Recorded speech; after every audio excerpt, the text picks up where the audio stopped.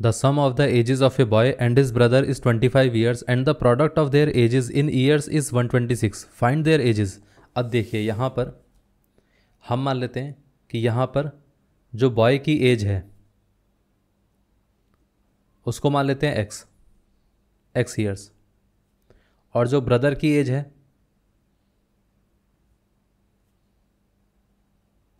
उसको हम मान लेते हैं y ईयर्स। अब क्वेश्चन में दिया गया है कि अगर इन दोनों की एजेस को हम ऐड करते हैं, मतलब इन दोनों का जो सम है वो 25 ईयर्स है, और साथ में कहा गया है कि इन दोनों की एजेस का जो प्रोडक्ट है, मतलब x इंटू वाई कितना दे रखा है, 126 दे रखा है। अगर हम इस इक्वेशन से देखें तो यहाँ पर y की वैल्यू निकाल सकते हैं, विच इज़ 126 बाई एक्स। ये वाला जो पार्ट है इसको हम फर्स्ट वाली इक्वेशन में रिप्लेस कर सकते हैं, तो यहाँ पर y की वैल्यू को रिप्लेस कर देंगे तो ये कितना आएगा, x plus 126 by x is equal to 25। पूरे का अगर हम एलसीएम लेंगे तो वो कितना आएगा, ये आ जाएगा x, और यहाँ पर x इंटू एक्स स्क्वायर, और यहाँ पर ये कितना आ जाएगा 126 एंड दिस वन इज़ 25। इसको फर्दर सॉल्व करेंगे तो ये कितना आएगा, x square plus 126 is equal to 25 into x which is 25x।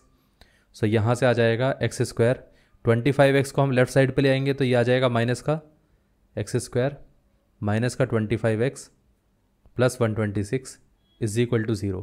अब इस इक्वेशन को अगर हमें सॉल्व करना है तो हमें क्या करना पड़ेगा, मिडिल टर्म को स्प्लिट करना पड़ेगा। कैसे स्प्लिट करना है, इस तरीके से स्प्लिट करना है कि हमारे पास ऐसे दो नंबर्स आने चाहिए जिनका सम होना चाहिए माइनस का 25, और साथ में जिनका जो प्रोडक्ट है वो क्या होना चाहिए, वो होना चाहिए 126। अब देखिए अगर हम 126 के फैक्टर करके देखें तो वो कितना आता है, 2 इंटू 63। इसको फर्दर फैक्टराइज करेंगे तो कितना आएगा, 2 इंटू 7 इंटू 9।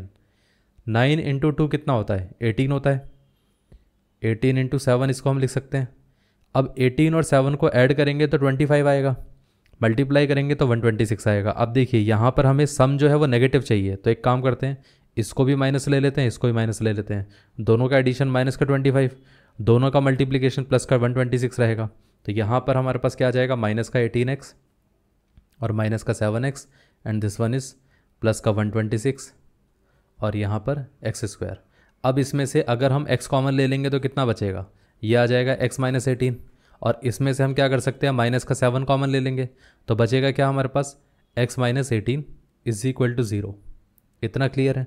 अब देखिए यहाँ पर x माइनस 18 दोनों में से हम कॉमन ले सकते हैं, तो यहाँ से बचेगा हमारे पास x और यहाँ से बचेगा हमारे पास 7 इज इक्वल टू 0। अब ये वाला पार्ट अगर 0 के साथ इक्वेट करेंगे तो x की वैल्यू कितनी आएगी, 18 आएगी। इस वाले पार्ट को अगर हम 0 के साथ इक्वेट करेंगे तो x की वैल्यू कितनी आएगी, 7 आएगी। अब अगर x की वैल्यू 18 आ जाती है तो y कितना आएगा, 126 by x which is 126 by 18, और यहाँ पर अगर हम इसको इससे कैंसिल आउट करके देखेंगे तो यहाँ पर 7 आएगा। तो y की वैल्यू हमारे पास कितनी आ जाती है, 7 आ जाती है। मतलब अगर x 18 है तो y 7 आ जाएगा। अगर हमारे पास x 7 है तो y कितना आ जाएगा, 126 बाई एक्स, एक्स कितना था यहाँ पर 7, तो कैंसिल आउट करेंगे तो यहाँ से 18 आ जाएगा, तो y हमारे पास 18 आ रहा है। मतलब x अगर हमारा 7 है तो y 18 है, अगर x 18 है तो y 7 है। मतलब एक वैल्यू अगर 7 है तो दूसरी अपने आप ही 18 आ जाती है। इतना क्लियर है। अब उसने तो स्पेसिफाई तो किया नहीं है कि यहाँ पर ब्रदर में से किसकी एज ज़्यादा है किसकी कम है, तो हम ऐसा बोल सकते हैं कि यहाँ पर सिर्फ और सिर्फ आंसर ऐसा रहेगा, हेंस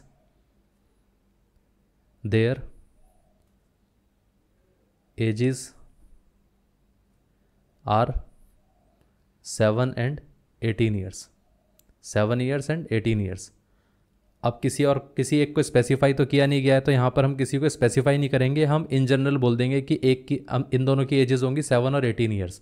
अब किसकी 7 होगी किसकी 18 होगी वो फिक्स नहीं दे रखा है, बस ये कहा गया है कि एक की 7 तो दूसरे की 18 है।